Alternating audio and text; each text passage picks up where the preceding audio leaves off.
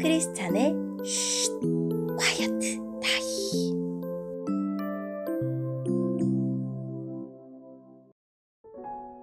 샬롬! 크리스찬 성도님들 반갑습니다. 오늘의 본문은 예레미야 7장 30절부터 8장 3절까지의 말씀입니다.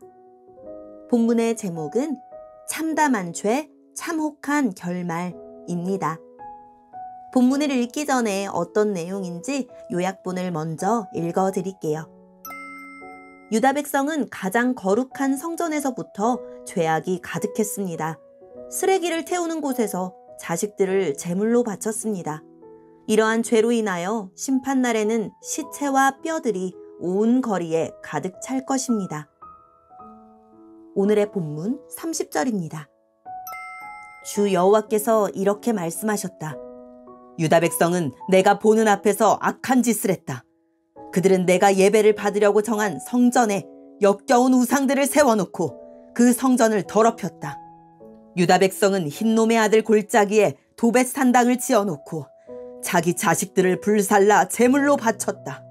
그것은 내가 명령한 것이 아니며 그런 일은 생각해보지도 않았다. 그러므로 보아라. 내가 너희에게 경고한다. 사람들이 이곳을 도벳이나 흰놈 골짜기라고 부르지 않고 살인 골짜기라고 부를 날이 올 것이다. 나 여호와의 말이다. 그날이 오면 더 이상 묻을 곳이 없을 정도로 그곳에 시체가 가득 차게 될 것이다. 이 백성의 시체가 맨 땅 위에 놓여서 하늘의 새와 들짐승들의 먹이가 되어도 그 새나 들짐승들을 쫓아줄 사람이 아무도 없을 것이다. 내가 유다 마을들과 예루살렘 거리에서 기뻐하는 소리와 즐거움의 소리가 끊어지게 하겠다. 신랑의 소리와 신부의 소리도 사라지게 할 것이니 온 땅이 황무지로 변할 것이다. 여호와께서 말씀하셨다.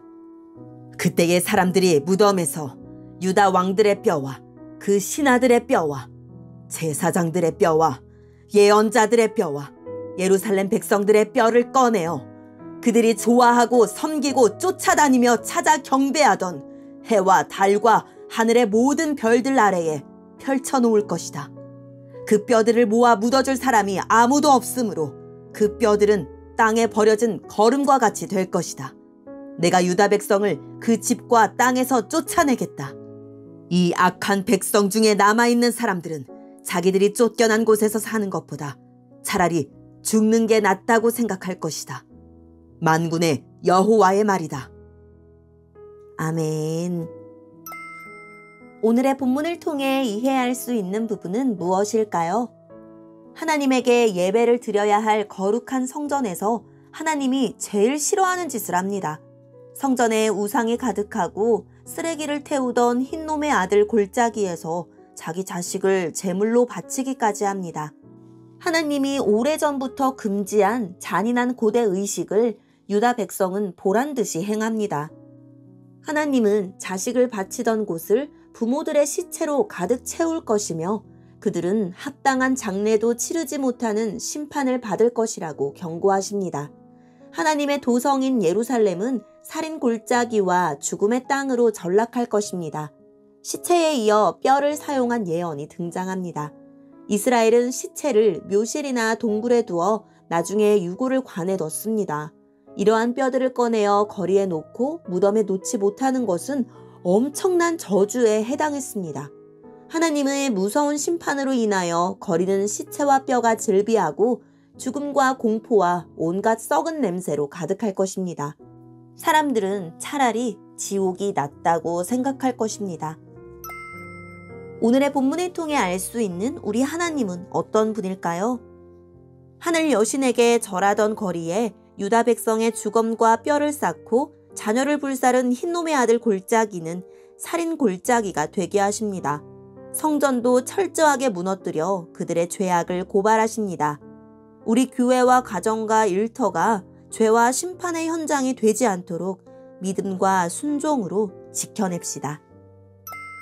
오늘의 본문을 통해 우리에게 주시는 교훈은 무엇일까요?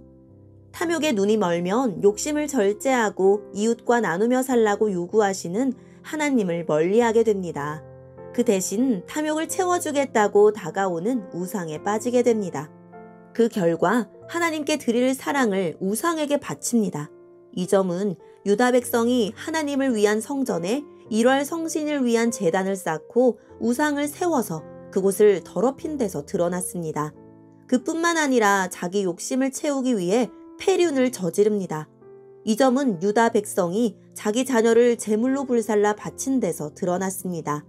하나님은 인신 제사를 명백히 금하셨지만 그들은 탐욕을 채우기 위해 아랑곳하지 않았습니다.